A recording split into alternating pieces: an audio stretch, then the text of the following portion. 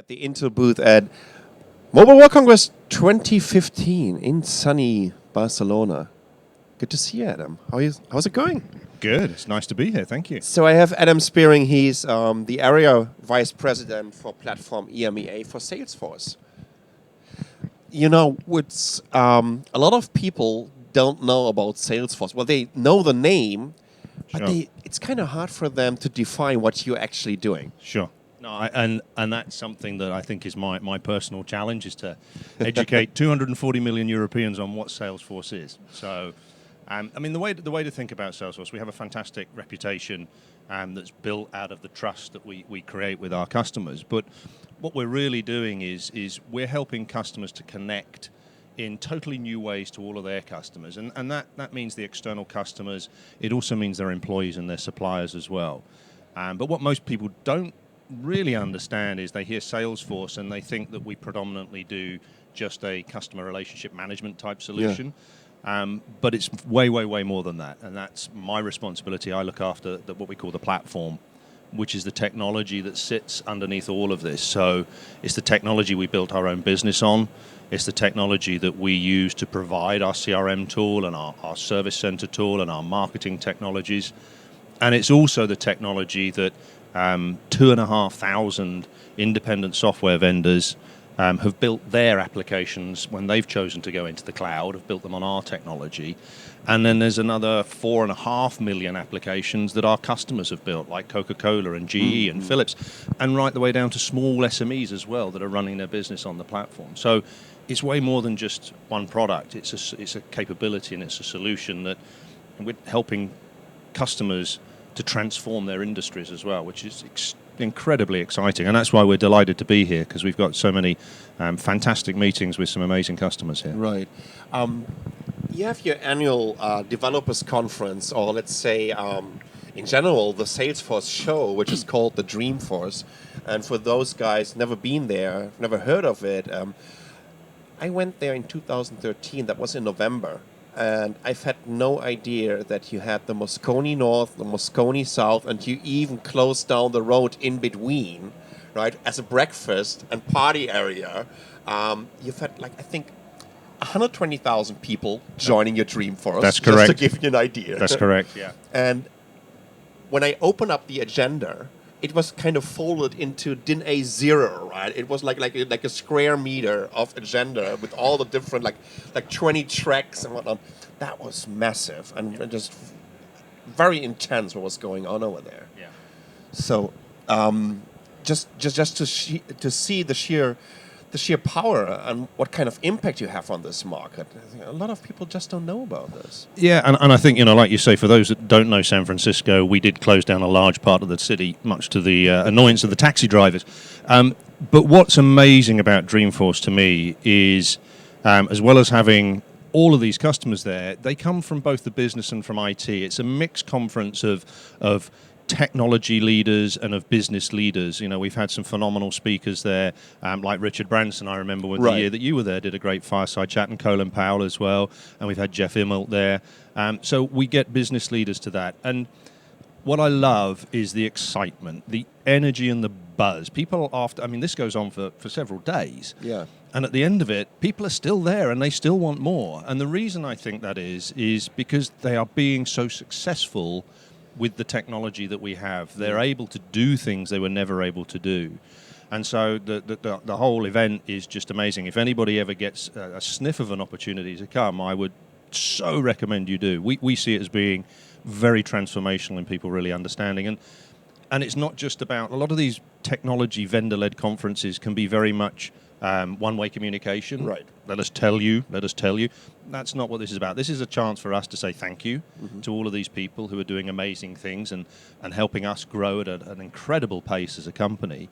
But it's a chance to learn from other people and peers and meet and network and share ideas. And that continues after Dreamforce as well in how we arrange the communities and all of those. And you're right, the tracks and agendas look confusing, but there's a fantastic Dreamforce app we have to help people steer their way around to get the right value. And for developers specifically, for the geeks amongst us, we have an incredible developer zone where people can get right hands-on, and we did hackathons where people were building applications, et cetera, in the event itself. So yeah, it's my 25 years in the IT industry, I've never experienced anything like it, and I look forward to it every year as well. I think it's just phenomenal.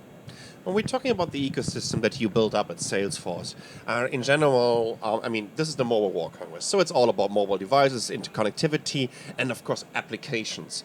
When we're looking at the huge app markets, this is all about the App Store from Apple. This is about the Google Play Store.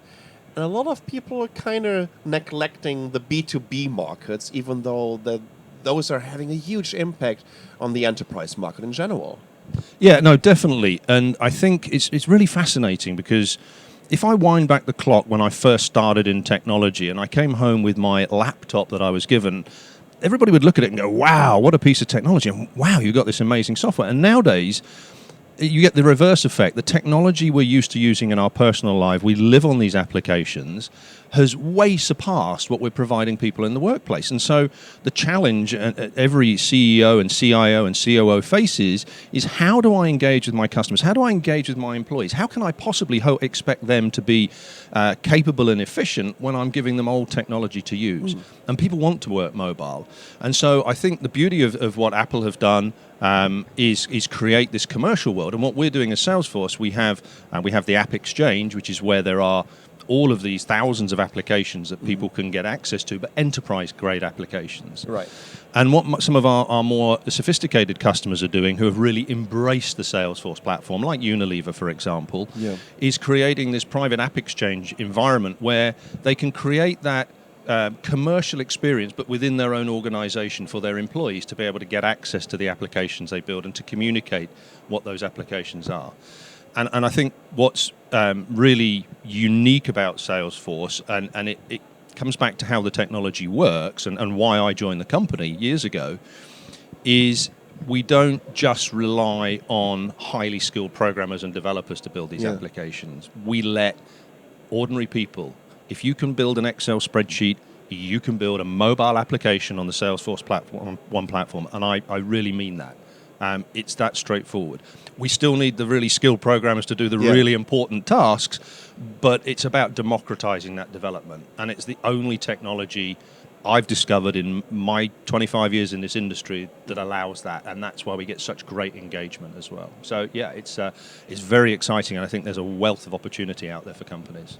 Whenever I'm speaking at developers conferences and they're asking me about, what's going to be the next big thing, and what would be the next market we should aim for, I really try to kind of give them the idea of the B2B market and telling them, what are the odds that you're going to build the next Snapchat or the next even Flappy Bird, Minecraft, Minecraft, yeah, absolutely, even Flappy Bird, exactly. Right? This is just 1 in a million, yeah. Right? But to have the chance to create an application that is aiming at maybe a customer, because trust me, Dell isn't a sponsor of this stream, but I just love this device so much. But aiming at a company like Dell and saying, I have an app that you can sell to all you 20,000 employees, or service employees for Dell, right? And then you're not selling an app for 49 cents or for 99 cents. It's a whole new level. Exactly, and I think as a developer, we developers take different roles. Some of us choose to be contractors and build our own things and entrepreneurs. Some of us choose to be developers in large organizations. But I think what's really important is to think about what are the business problems that people are struggling with. So if you look at most large organizations, a great example is, how do we engage with employees? How do we make them mobile? How do we allow them to do their jobs in a mobile way? And a lot of legacy technologies, shall we say, are very complex and certainly aren't mobile. And so as a developer, I would be thinking about what are those applications that people want to empower their people. But also the other part that I find very fascinating is the B2B2C.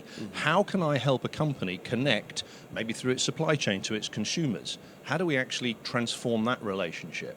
And that's where I see a lot of Salesforce customers really wanting to understand that behind every click, behind every mobile, behind every app is a human. And that human makes a decision. And that is the most important person we have to think about. And so as a developer, you've got to think with that person in mind. And I think the other thing that as a developer you've got to be very, very cognizant of is mobile is very, very different to this great big screen you've got here. I can present a huge amount of information and let you pick. In the world of mobile, you've got to choose that information for that app very carefully. It's all full screen. It's all, and it's getting smaller with watches and glasses and now wearables on clothing. And so you've got to think, how am I going to make sure I get the right information to the right person with the right role at the right time to allow them to make a decision? And I think the CEO of Coca-Cola Europe, one of our customers, summed this up beautifully when he said that the most dangerous place to make a decision is in the office. Mm-hmm. You should be making decisions where the business is conducted. And I think that's a really good way to think as a CEO. And I don't mind whether you're a CEO of a Fortune 1000 company or the CEO of a 10-man organization. That's how you have to work and think nowadays. And I think as developers, we've got to think, how do we help and enable that? Mm-hmm. And how do we capitalize on all this technology? And in some ways, take some of this complexity out of it, because it should be simple. Life should be simple. And that's what people want. Give me an easy way to do what I want to do. Actually, I want to go and have a coffee or go and meet my friends. And I have to do what I have to do in my work environment. So make it easy to engage with technology. During your launch of Salesforce One back in 2013, you've been also presenting some amazing success stories. I think one of your most successful company only has like 10 employees over there with an app, right? And they're just really kicking it. We have some incredible companies across every size and scale, from small organizations. I have a particular passion for, there's a UK company called the Chapar.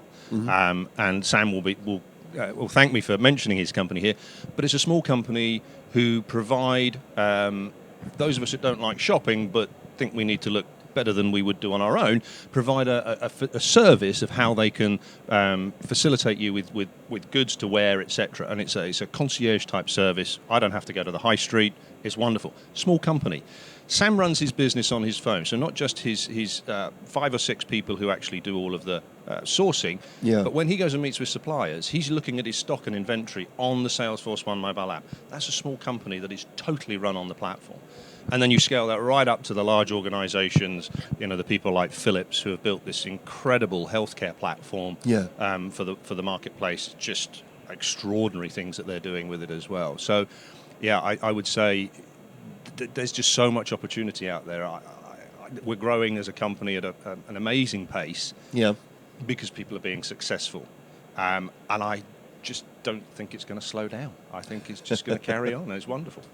That's quite interesting. And what you just mentioned is, of course, also diversity. As diverse as the apps are in the B2C world, it's pretty much the same for the enterprise market. Well, exactly. And I think in the enterprise market, every business is different. And every business runs in a different way as well and faces different challenges in different markets.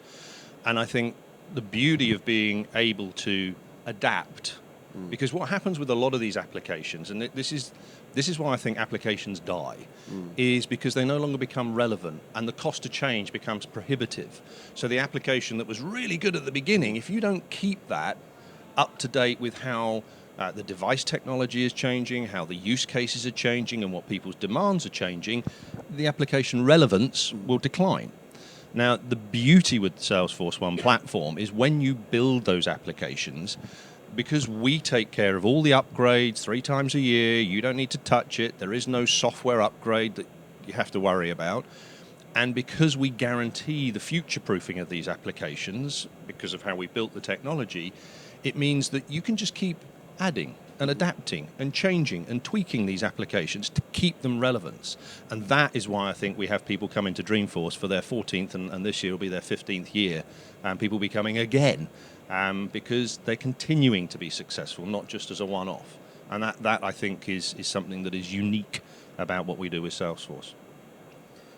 For a developer that is watching us, is out there and has an amazing idea to create a B2B app, what are the challenges for him to join your platform?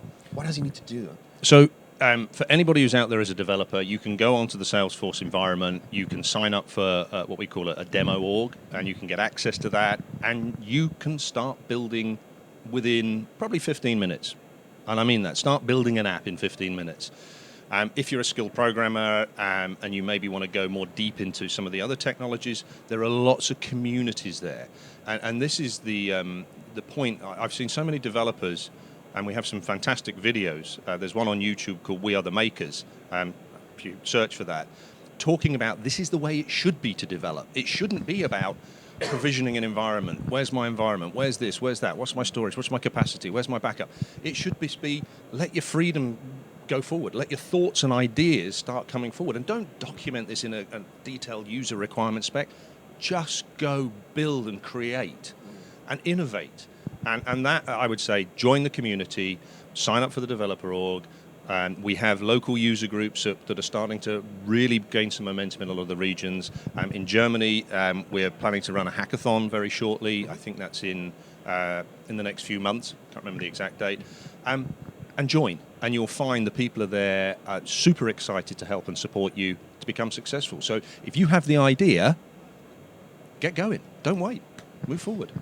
Can you tell us a little bit about the commission that Salesforce is getting from an app, like an ordinary app store? You know, you're giving away like 30%. Sorry. It's a lot less than that, and I wouldn't want to predicate because we have different commercial arrangements with different organizations. But what we can provide you, so let's suppose I'm a startup in Berlin, and I've got a great idea of something I think could be global. If you build that into the Salesforce environment as an independent software vendor, and it goes into the App Exchange, there's a process we have to go through to make sure it's robust, to make sure we protect everybody else. But you are then instantly global. Somebody in Australia can take that technology. We're working with a lot of our partners. For example, Sky Italia recently took on one of our ISP partners called Velocity. Small organization, reasonably new organization, but the technology is mind-blowing. And there was a press announcement on Monday around this. But it means that Sky can take that from wherever it was developed and deploy it globally, knowing it's built on a very trusted environment and a very rigorously controlled environment. So it means that as a developer, you can become a global company very, very quickly. And what we do is provide this business-to-business app store, and then there is a flows through to the organization. So people can do very well. I mean, in fact, Viva Systems was a great success story of ours, who were so successful, they went on to publicly list and are now valued at a very large organization. And that started in exactly the same way. So I would say any developer sitting there today, think big. Think big, because the opportunity, the market, the potential is there. If you've got the right idea, that's what we need. Right. So you have hackathons going on all over the place right now. I think that's very, very important to embrace the community of developers. And you know what? Hackathons, I've been also talking to the Intel guys. Right? If you look back like 10 years ago, no one was even thinking of doing a hackathon, right? And now they're popping up all over the place. This must be also great for you to spot new talent. Well, absolutely. And I'll tell you, a phenomenal hackathon we ran last year was with one of our great customers in France called AXA, the insurance company. And we wanted to run a hackathon, and they wanted to recruit, basically.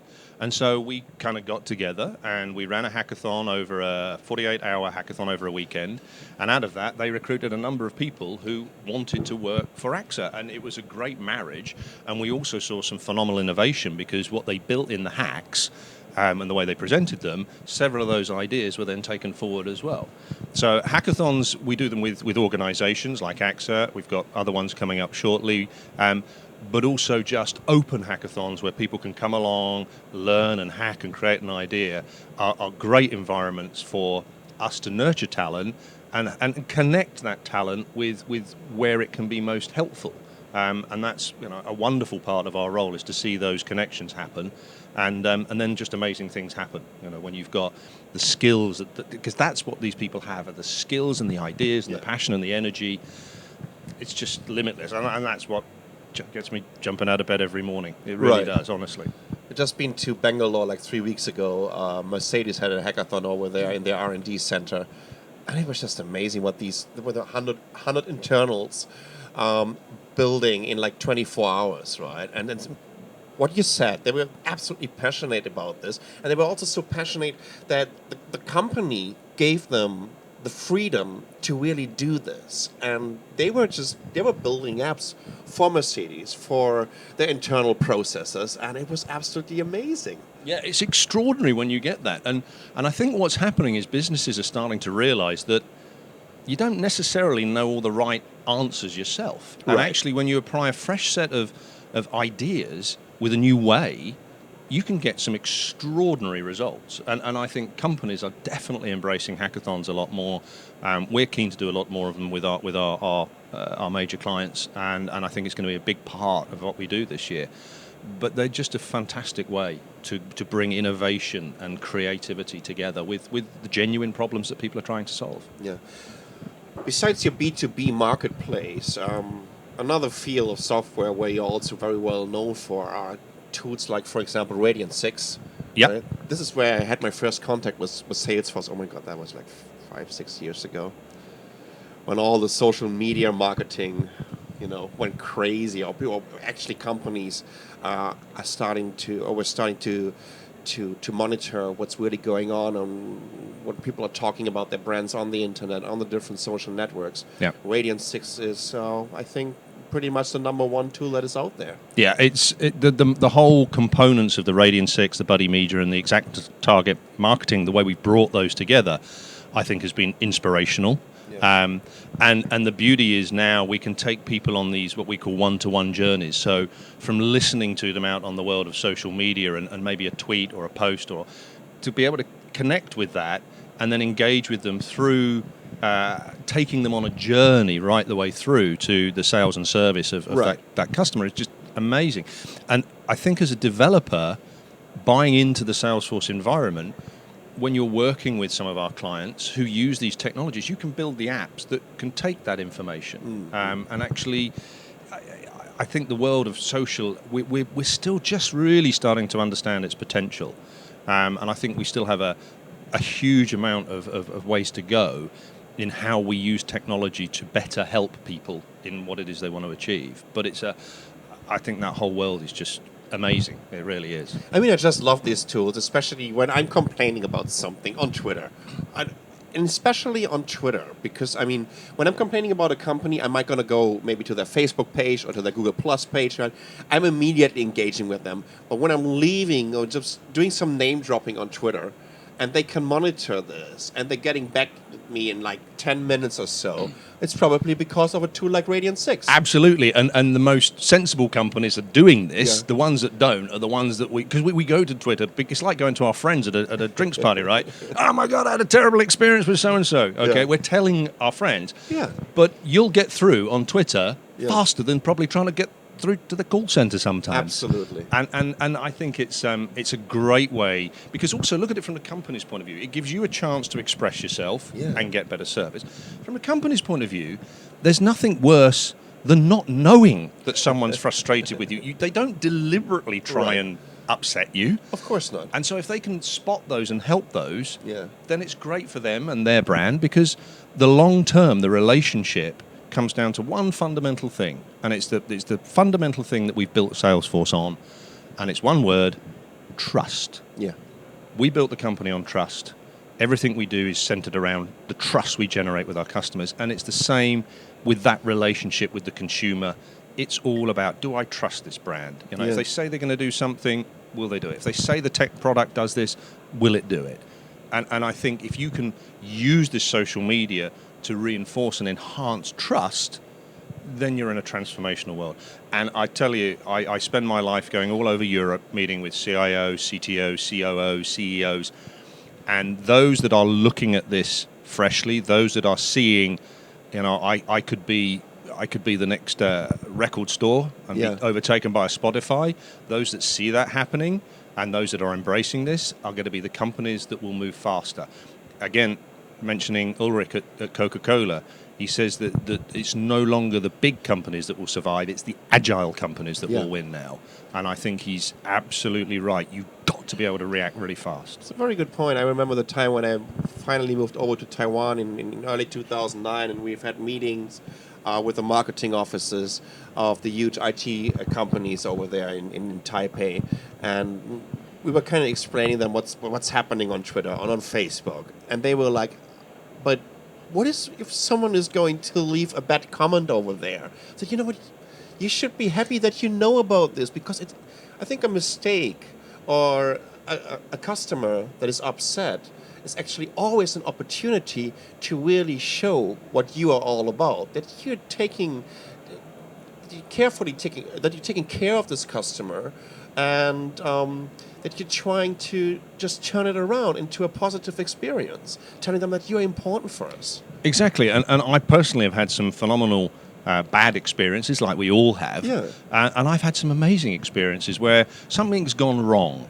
And as a consumer and an individual, you don't necessarily understand the complexity, and you don't want to understand the complexity. All I want is I want it sorted, and I want to know you care. Yeah. And if I know you care, and you tell me it's going to be delayed, and I'm really sorry, but you've told me it's delayed, then that's great.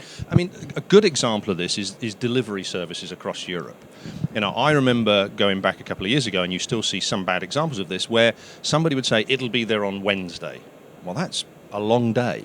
And now we're getting down to the ability to notify your driver is 15 minutes away. Right. And that experience, because I'm no longer going to ask, is what time? Yeah. You're telling me, but you're not doing it in a way that's invading my life. You're doing it to me in a nice, subtle way via technology or a communication channel I've chosen, an SMS or an email, but I know what's going on. And I think most consumers just want to be informed. As long as they're informed, they feel empowered. It's like when you go to an airport and you see long queues to check in and you think, what's going on? And the frustration is not built out of the queue, it's out of the lack of knowledge. Yeah. And I think if we can transform that and empower people, they can make other decisions if they choose to as well. But I totally agree with you. And I think there's also a slight cultural thing as well about wanting to accept that we get criticism. Criticism can be good. Criticism is how we grow and learn. Yeah. You know, if everybody says, oh, you're amazing all the time, then you'll never adapt and change. So criticism is a learning point, and that's how I think we should look at some of the social media and what gets projected there as well. That's a very good point, because everyone makes mistakes, right? Of course. They're happening. Even you and I. Yeah, exactly. It's constantly happening. But what you just mentioned before is this moment when a company somehow screwed up a little bit, it's happening, right? But if they can just turn it around, you will never ever forget this experience. Exactly. Right? This is even the opportunity to really turn you into a loyal customer of this company, to connect it more to this brand, to give your company also, to give the users a very personal experience. Exactly. And there's a phrase that I picked up from our CEO, Mark Benioff. He learnt this from one of our customers in Japan, which is this phrase of better, never best. Because I like that. You always have to learn. And if you think you're the best, then you're probably in a place where people don't want to deal with you anymore. You've always got to be learning. You've always got to be humble in your engagement with everybody.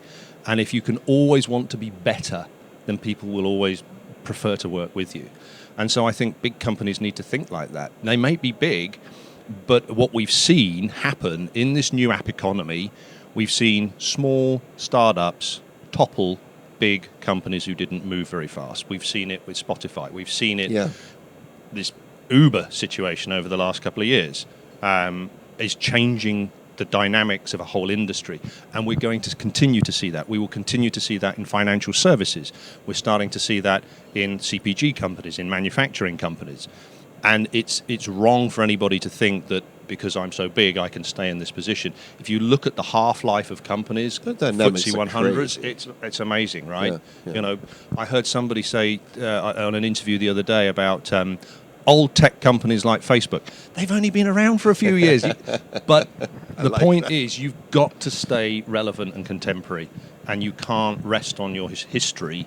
That's something you can't trade on. You can be proud of your history, but you've got to look forward. And I think it's a very exciting time to be in technology. And all the people out here are the ones who are going to make that happen. Absolutely. So there's no too big to fail idea anymore? I don't think so. I think we've seen I don't think there is a too big to fail. That's a personal opinion. I agree, but it's really, there are a lot of trust in those brands. And if we can extend that trust in this new app economy with the way we engage with consumers, then there's no reason why that can't continue for a lot of these companies. They became great for a really good reason, and they've got to stay great as well. And I think the people out there are the ones who can help them with that. So to come right the way back to your point, absolutely, there's a phenomenal opportunity for developers to engage with these enterprises and really help them transform in that B2B, B2B2C world out there as well. And they can find everything on Salesforce.com. We don't have all the answers, but we have a lot of things to help them get going. So yes, definitely. And I'm pretty sure that you can also contact them over their social networks because they have all the tools to know what's going on with you, what kind of questions you have. Exactly. Adam, when you're looking at Mobile World Congress in general, what's the most exciting thing for you personally? Wow, what's the most exciting thing for me personally? I know it's intense over here on the show. It is. I mean, it's huge. It really is. This is my personally my first time here. I'm amazed by the diversity. Yeah. This started as a conference that was just about mobiles, GSM networks. And now if you look at the range of companies that are here, it's quite staggering. There are organizations I've never heard of that I'm very interested to know about. And there are organizations that I would never have associated with this. And I think what this is becoming is more a conference around communication. And communication takes different forms. So I think this is an amazing event with a lot of innovation and a lot of diversity in it. And there's just so much to take in. There's 80-odd thousand people here, all of whom are getting a really great experience and learning. And it's taking that learning back and doing something with it that will be really influential. So yeah, I think it's just an incredible event. Yeah, I agree with you. This is and a beautiful city as well. Oh yes. Yeah. I mean that's a new venue over here. 3 years ago, it was still at the old La Fiera, which was beautiful because it was right in front of a castle. Yeah. But it was just you didn't have, you were running out of space over there. It's huge. There was just no chance to go on like this. But how this changed also tells you a lot about the industry, how this evolved over the years, right? We were starting with infrastructures and ecosystems over here. The mobile phones were coming up. And now we have all these connected devices, the Internet of Things. We have, like at Salesforce, we call it the Internet of Everything, I guess. We do. And we have exactly. We have the Internet of Everything, where our view is that as you look forward into the future, we're starting to see billions and eventually trillions of things connected to the Internet. We're seeing it in sensors already. Mark talks a lot about the mobile toothbrush and how he brushes his teeth. Yeah. But we're seeing that with people like GE on their turbine blades. We're seeing that with lots of organizations. And I think what will be fascinating is to see how this conference develops, because the other thing you're starting to see here is games. I've seen some games vendors here as well.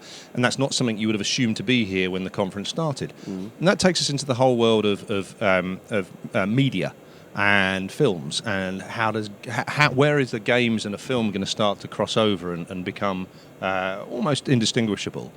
And so I think communication is at the heart of human nature. That's why we form communities, and I think this conference has got a long way to go still. So it's very exciting. Last but not least, what's the next big thing? The one and only question at the end. What's the next big thing? Oh wow! If I could really absolutely nail that, I'd probably be working for a hedge fund. I think the next big thing is really for organisations that we work with. The next big thing is getting to that point where you get back to servicing the customer. It comes back to everything I've been talking about. I think we've moved away from that. I think we've become in some instances very concentrated on our P&L or our shareholders, and we very much pivot towards our customers. Our number one overriding decision on everything we do is it in the interest of the customer? And I think that is going to become a theme going forward, we talk about being a customer company. Are you customer focused? Are you customer obsessed? And how can we help you be customer obsessed? And I think that's still a big thing to go. And the whole, from a business point of view, from a technology point of view, we are just touching the tip of wearables. I now have I haven't got it on today, but I have a watch device. I have one. There you go. And I had my phone in my pocket the other day, and my watch told me who was calling before I could even get the phone out. I like that. You get the notification. Yeah, there. it's great. And I was like, wow, that's excellent. My wife's calling. I better answer it quick. Well, we have to work on the battery life. Exactly. Well, that's something that I think will come. I think will come, and I think we're starting to see that. But the whole world of wearables, we are just at the very beginning. Yeah. Just at the very beginning, and I think that's going to be very transformational for everybody. Absolutely. I like that. Adam, thank you so much for your time. Thank you. We're just having some hands-on videos right now, and then we are going to talk to, just give me a second, it's going to be Mark Powers from Intel Software, and he's a CEO of Things.io, so it's going to be, that's a perfect transition. We're going to talk about the Internet of Things, so we're going to be back in about like 5 or 10 minutes.